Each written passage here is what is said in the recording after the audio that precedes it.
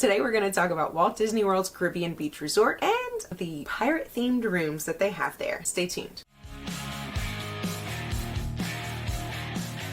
What's up, Rockstar Moms? This is April with the Rockstar Mom Sisterhood, and welcome to my channel, where you can learn how you can travel like a rock star with your kids and still have a fantastic time. If you love what you're seeing on this video, don't forget to click that like button and hit that subscribe button so I can keep plenty more of this coming your way. My son Jameson and I just returned from his big birthday trip to Walt Disney World. We stayed in a pirate-themed room at Caribbean Beach Resort, and I could not wait to come home and tell you guys all about our trip, let you know what I think of those pirate rooms, and just give you a total overview and review of the resort itself. So without further ado, let's do this. This is how we do it. So I've been traveling to Walt Disney World Resort as an adult for over 15 years now, and I know what you're thinking. There's just no way I'm old enough to even be able to say that. I get it.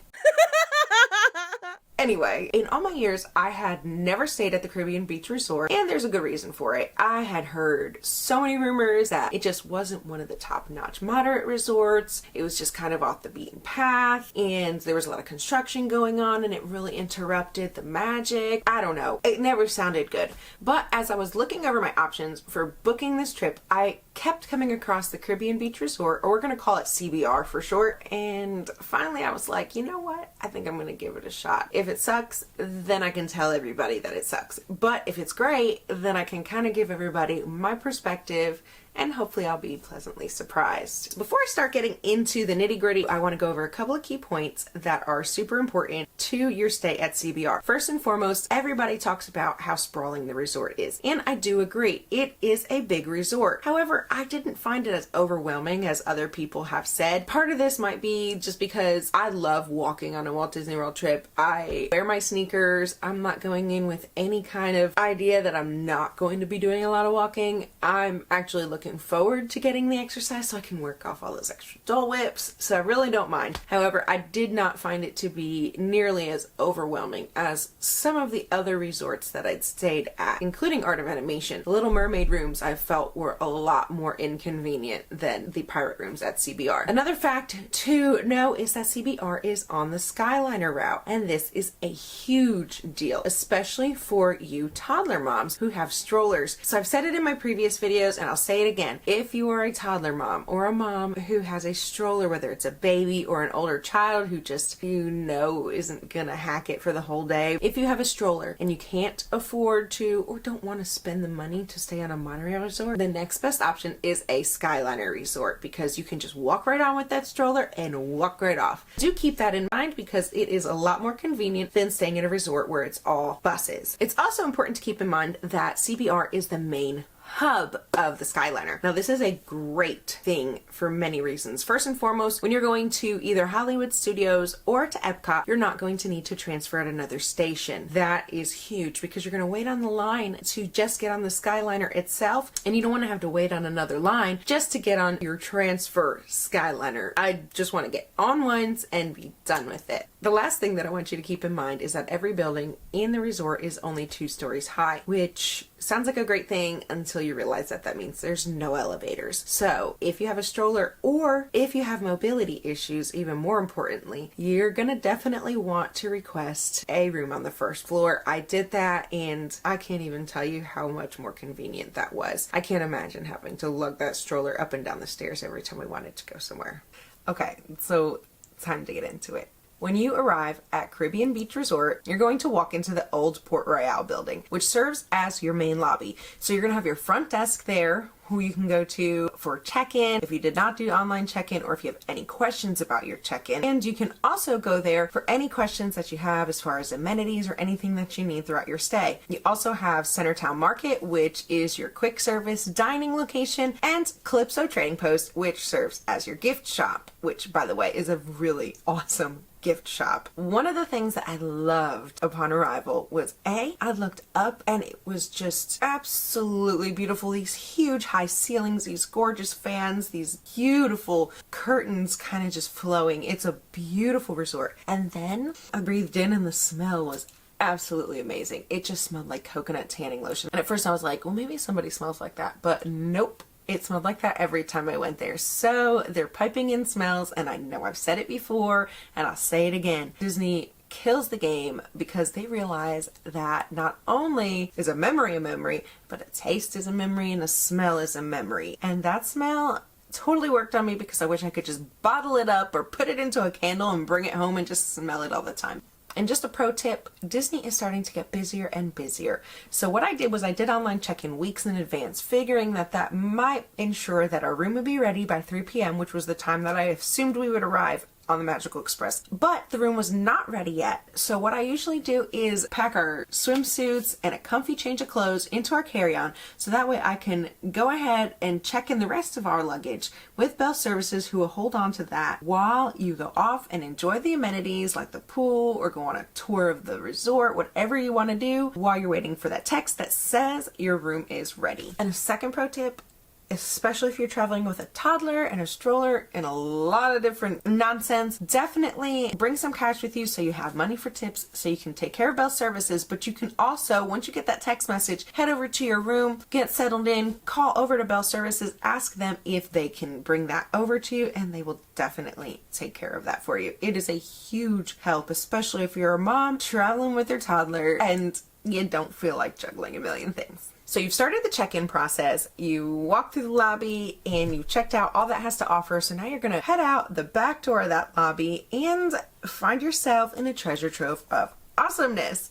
So the first thing that you're going to notice off to the left is the main pool, which is also called the Fuentes del Moro pool. It has gorgeous architecture and it is super unique and probably one of my favorite pools that I've been to at the Disney World resorts. Toddler moms are going to be super excited for this because there is a pirate themed splash pad that all of the kids loved. They've got their own slides that no bigger kids are allowed to go on. They've got one of those buckets that actually dumps the water down on them, and they've got a lot of like little spouts and fountains, and it's a zero entry, so it's really, really cool. It doesn't get very deep at all, but the kids have an absolute blast. I know Jameson loved it, so that is a great feature for toddler moms. Now, when you're at the pool and you need a little mommy cocktail, you do have the Banana Cabana right there. It is first come, first serve. You can't make any reservations. The lines can get a little long over there, so definitely keep that in mind. But they have some delicious cocktails. Next door to the Banana Cabana is Sebastian's Bistro. Now, Sebastian's Bistro is not open yet, and it was not open for our trip, so I really can't speak about the food or anything like that. However, I just found out today that it is going to be opening in July, and I believe it's July 9th. And so I just wanted to show you guys what the menu looks like here, and you can check it out and see if that's something that might be interesting to your family. So behind the area where Sebastian's Bistro and Banana Cabana is a beautiful deck that overlooks the 45-acre Barefoot Bay Lake. So you've got some beautiful views. You can't swim in it because, you know, creatures. However, it is absolutely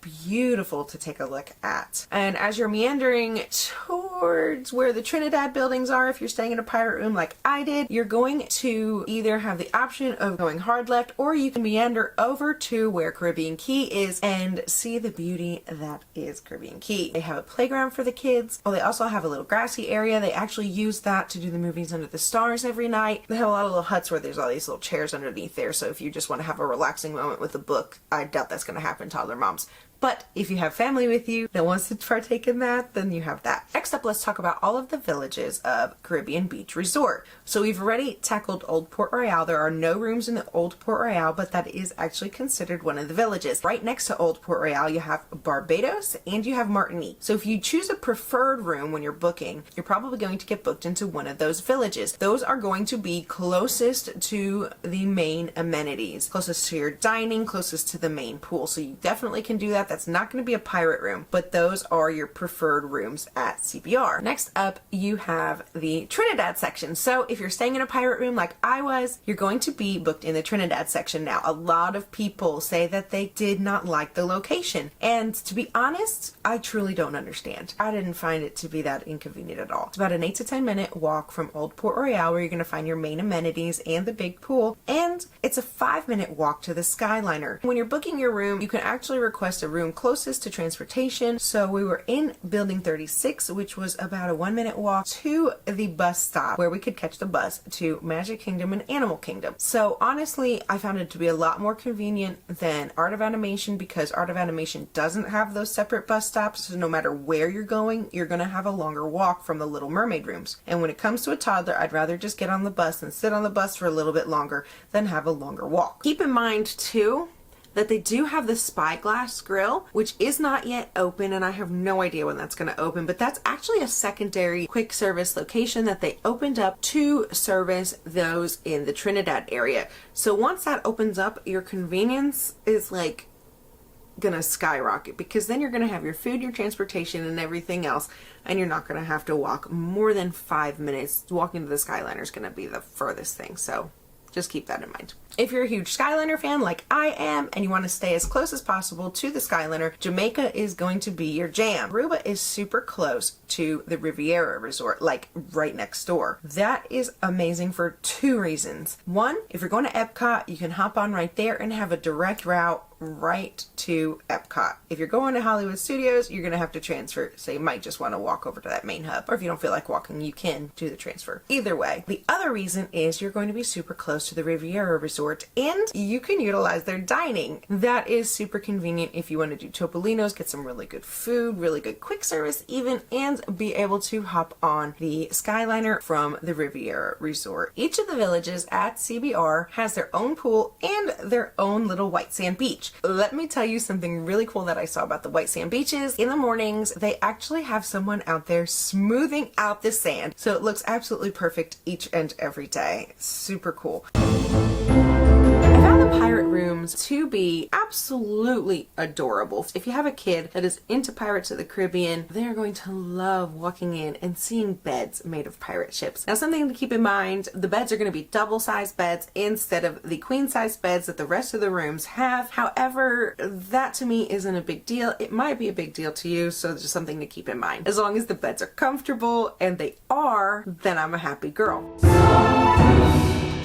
When you walk up to your door, you're going to see the sign with your room number on it, and it's got the East India Trading Company logo on it, which I think is really cool. So you're going to use your Magic Band or your phone to get into your room, and you're going to walk into this amazingness. So the first thing that you're going to notice is these fantastic pirate ship beds. How can you not fall in love? Jameson thought he was going to steer the ship, and we have the cutest pictures to show for it. Disney did not spare any details when it comes to this room. You see those crates? That's where your drawers are. And you've got a rum barrel for a mini fridge. And of course, that chest right there, that's another drawer. The only thing I have to say about the mini fridge is that the rum barrel probably prevented the fridge inside from being a little bit bigger, but it's not like you have a ton of stuff with you anyway. By the way, I love the detail in the rugs there. I love that there's rugs for little ones when they fall. And this pirate curtain, I felt it was both intimidating and amazing all at the same time. The curtain rod, by the way, check that out. It's a sword. And what pirate room would be complete without a picture of Captain Jack Sparrow, the baddest pirate in all the seas? I do love me some Captain Jack.